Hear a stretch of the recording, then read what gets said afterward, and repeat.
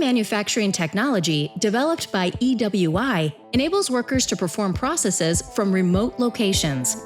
Through the use of haptics and live streaming video, skilled operators are able to transfer their physical expertise and manual dexterity to an on-site robot to complete a task. Here, we see a demonstration of a tele-grinding operation.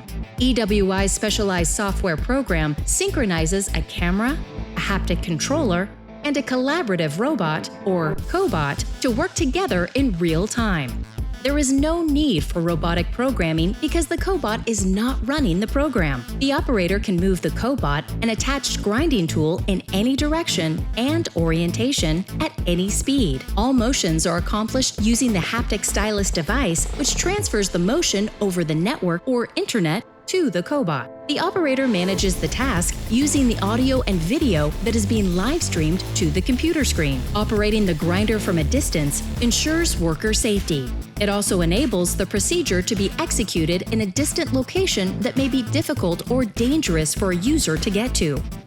But whether the action is taking place 5 feet or 500 miles away, the operator remains in complete control of the process. For more information about tele-grinding, contact EWI